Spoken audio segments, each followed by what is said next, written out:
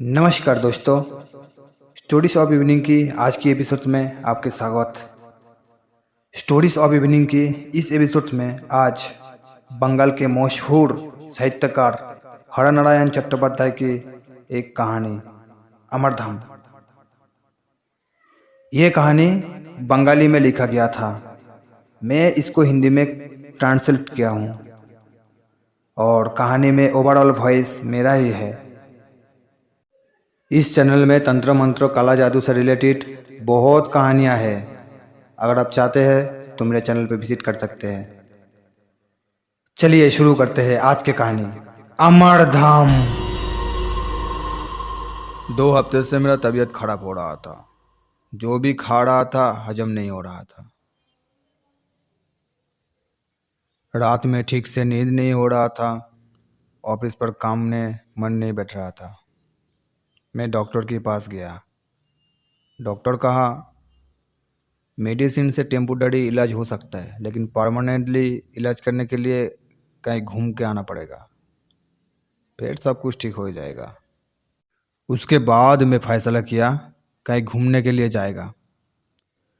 कहाँ जाए, बहुत फ्रेंड से पूछ रहा था। किसी ने बताया कि देवघर चले जाओ, किसी ने बताया कि भुवनेश्वर चले जाओ। मैं ऑफिस से लौट रहा था, स्टेशन पर बैठा हुआ था, तब मुझे पीछे से किसी ने पुकारा।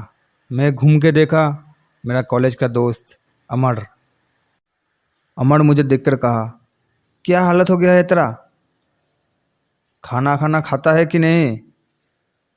फिर मैं कहा, ए देख ना, 2 हफ्ते से तबीयत खराब हो रहा है, जो भी खा रहा हूँ हजम नहीं हो रहा है, कहीं घूमने के लिए जाएगा सोच रहा हूँ, भुवनेश्वर या देवघर जाएगा। फिर अमर कहा, ये भुवनेश्वर देवघर वो सब छोड़, मिलनपुर जा, घूम के आ। मैं कहा, मिलनपुर? कभी तो नाम नहीं सुना, ऐसा भी कोई जगह है? फिर अमर कहा, वो जगह अभी ज़्यादा लोग नहीं जानता, और ज़्यादा लोग वहाँ पहुँच गया तो उस जगह का आबोहवा भी खराब हो जाएगा। ठीक है, मैं जाएंगे, लेकिन रहेंगे कहाँ और पता भी किधर है? फिर अमर कहा, वहाँ मेरा पिताजी एक बंगलो खरीदा था, वहाँ आदमी भी है। मैं नहीं जाता उधर, ऑफिस के काम के लिए कोलकाता में रहते हैं। तू चले जा, मैं तुझे पता बताता हूँ, तू घूम के आ। 2-3 दिन बाद ऑफिस से छुट्टी लेकर मैं निकल पड़ा। स्टेशन में उतर के 10 किलोमीटर बस से जाने के बाद एक जगह पहुंचा। वहाँ से पैदल जाना पड़ेगा। अमर मुझे पहले ही कह दिया था, यहाँ से अब पैदल जाना पड़ेगा, आगे बस गाड़ी कुछ नहीं मिलेगा। रात तब करीब 8 बज रहा था। मैं अकेले ही एक हाथ में बैग पकड़कर एक हाथ में टॉर्च पकड़ कर चलता रहा। जाते जाते कुछ देर बाद एक दुकान दिखा, और दुकान का मालिक दुकान बंद करने की तैयारी कर रहा था। मैं जाकर उस आदमी से पूछा, भाई साहब, इधर अमरधाम कहाँ है? उसके बाद वो आदमी कहा, अमरधाम में कोई नहीं रहता, पूरा बंगला जंगल से भरा पड़ा है, वहाँ आप जाके क्या करोगे? मैं मन ही मन सोचा, ये आदमी अमरधाम का खबर नहीं रखता। अगर सच में वहाँ कोई नहीं रहता है और बंगलो जंगल से भरा पड़ा है तो अमर मुझे वहाँ भेजता। फिर भी मैं कहा, अगर आपको पता है तो मुझे बताइए ना। उसके बाद वो आदमी कहा, यहाँ से सीधा चलते रहो, थोड़ी देर जाने के बाद बाएं तरफ घूमो, और थोड़ा देर जाने के बाद एक कब्ड़खाना मिलेगा, उसको बाएं रख के फिर घूमो। कुछ देर जाने के बाद सफ़ेद कलर का एक बंगलो दिखेगा, वही अमरधाम। फिर मैं वो आदमी का बताया हुआ रास्ते से चलता रहा। आसपास घने जंगल और छोटा छोटा पहाड़ था।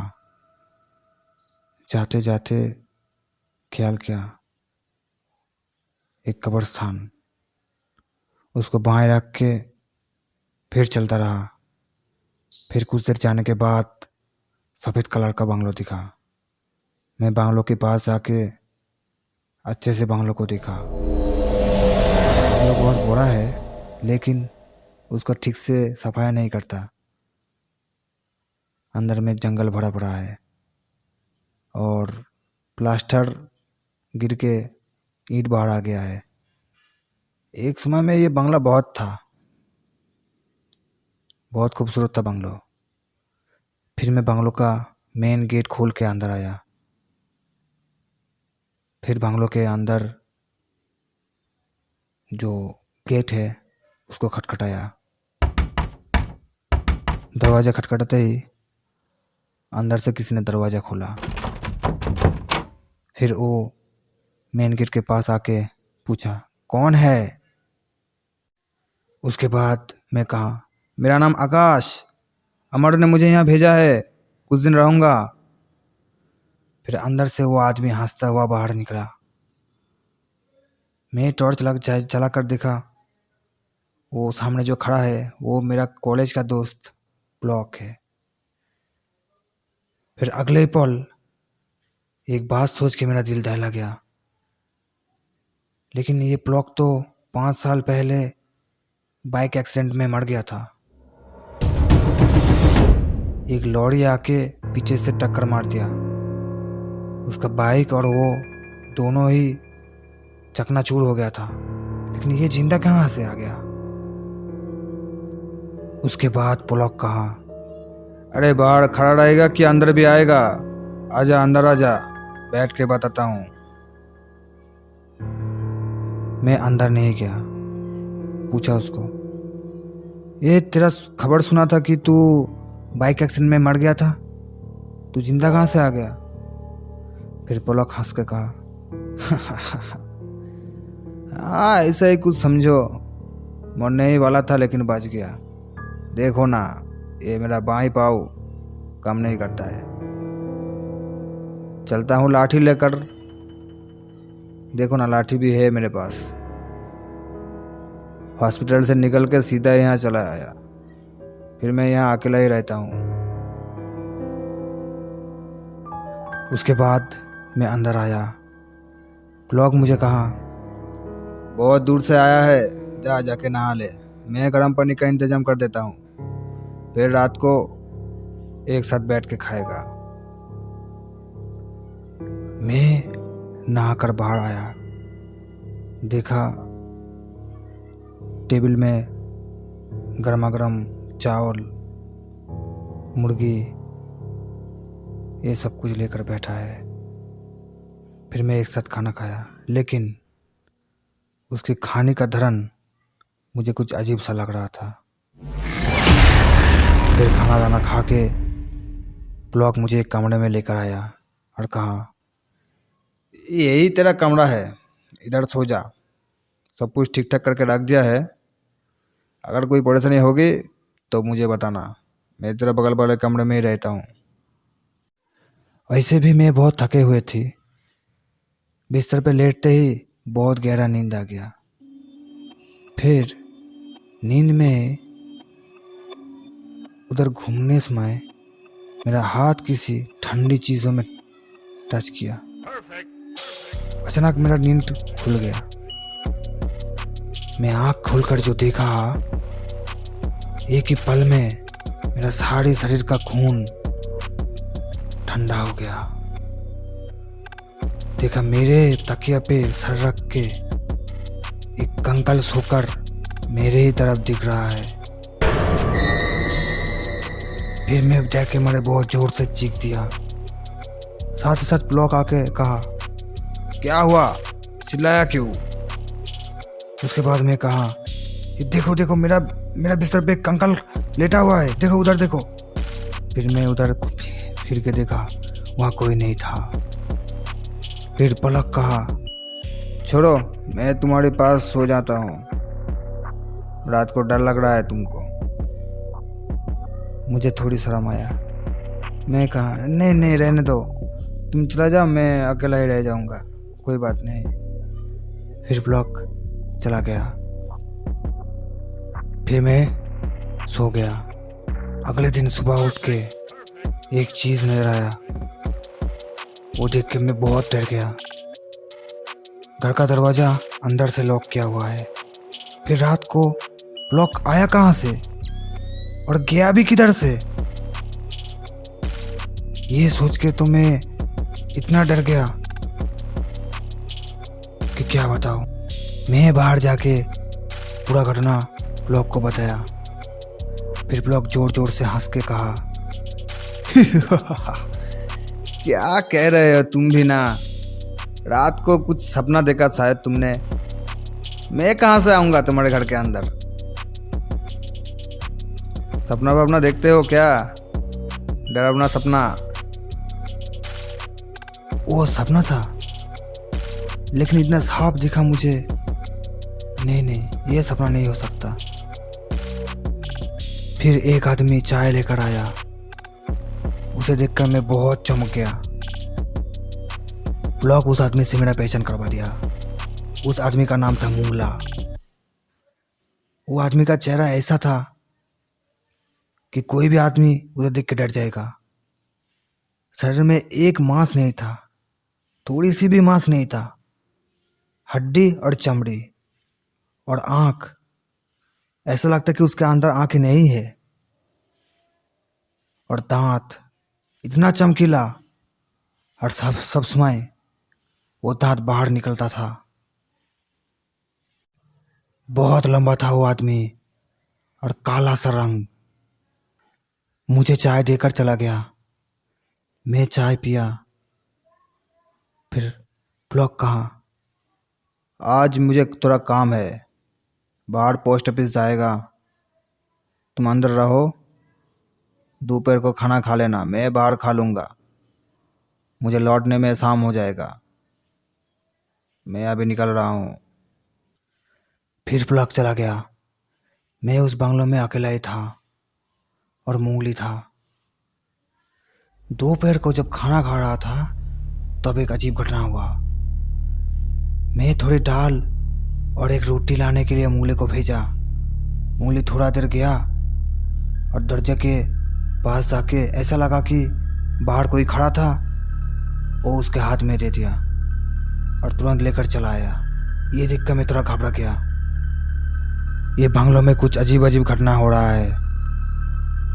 एक डर का साया है। फिर शाम को मैं घर में ही था। बाहर कुछ आवाज हो रहा था। मैं खिड़कियां थोड़ी सी खोल के बाहर की ओर देखा। जो देखा वो देख के मेरा दिल दहला गया। बाहर 2 चेयर में 2 कंकाल बैठा हुआ है और पास में एक पेड़ में वो मुंगली पेड़ की डाल पकड़ के झूला झूल रहा है। ये देख के मुझे अचानक ही अंदर से एक आवाज निकल आया। फिर वो दोनों कंकाल मेरे ऊपर देखा। उसका आँख ही नहीं था, लेकिन फिर भी बहुत डर लग रहा था मुझे। वो दृष्टि इतना डरावना था, क्या बताऊं तुमको। उसके बाद मैं घर के दरवाजा और खिड़कियां सब कुछ बंद करके चुपचाप बैठा रहा और राम नाम जप करने लगा। मैं सोचा सुबह होते ही मेरा सब कुछ सामान लेकर चला जाऊंगा यहाँ से, नहीं तो सुबह को वो मुंगला मेरे सामने चाय लेकर आएगा। उससे सामना सामनी होने की हिम्मत नहीं है मेरे पास। किसी भी हाल में ये रात बीत जाने दे। जब मैं मेरा घड़ी में देखा 4 बज रहा है, तब मैं निकल पड़ा। वहाँ से दौड़ के चलने लगा। थोड़ी देर जाने के बाद वही दुकान के पास आके पहुँचा। बहुत डर गया था मैं और हाँफ भी आ रहा था। उस दुकान में पहुँच के मैं बोला, पानी दो थोड़ा, मुझे थोड़ा पानी दो। वो आदमी चौंक के मेरे तरफ देख रहा था। वो सोचा भी नहीं था कि वहाँ से मैं लौट के आऊँ। वो आदमी थोड़ा मुझे पानी देकर पूछा, तुम अमरदम से आ रहे हो? मैं कहा, हाँ मैं अमरधाम से ही आ रहा हूँ। फिर पूछा, तुम वहाँ क्या खाते थे? मैं कहा, वहाँ मुंगला था, वही खाना बनाता था। वो मुंगला का नाम सुन के बहुत डर गया था और कहा, मुंगला मुंगला को तो अमरधाम में 5 साल पहले पेड़ से लटकने हुए देखा था। उसका किसी भाई ने संपत्ति के लोभ में उसको मार के उधर लटका दिया था। तुम उसको कैसे देखा? फिर मैं बहुत डर गया और कहा, मुझे ये सब कुछ मालूम नहीं। वही तो था उस जगह में, वही तो खाना बनाता था। ये बात सुनकर वहां में एक पल भी देरी नहीं किया। हो सकते है वो आज सब लोग मेरा बात सुन के मेरे पास पहुंच जाएगा। मैं वहां से जल्दी ही निकल पड़ा, दौड़ के स्टेशन पहुंचा। बाकी की कहानी वो स्टेशन मास्टर के पास ही सुना था। स्टेशन मास्टर कहा, अमर नाम का जो आदमी है उसका ही है वो बंगलो। वो इधर में आता था, महीने में एक बार आके रहता था उधर। लेकिन एक दिन में उसको किसी ने खून कर दिया। सुबह अमरधाम के सामने उसका डेड बॉडी मिला था। यहाँ से पुलिस भी गया था, लेकिन खून का कोई अंदाज नहीं कर पाया। फिर वो मामला शांत हो गया। फिर मैं मन ही मन सोचा, मुझे अचानक अमर मिल जाना, अमरधाम में जाके ब्लॉक से मुलाकात होना, वो मुंगला, क्या हो सकता है? उसका सिर्फ साथ ही बढ़ाना। लेकिन मुझे हाथ में पाकर वो छोड़ क्यों दिया? मैं ब्राह्मण का लड़का हूं इसलिए, या मेरा गले में रुद्राक्ष का माला है इसलिए? खैर जो भी हो, जान बच गया। अभी घर चलो। हजम ना होने की बीमारी अभी बहुत दूर चला गया। लगता नहीं कि ऐसा बीमार कभी आएगा मुझे।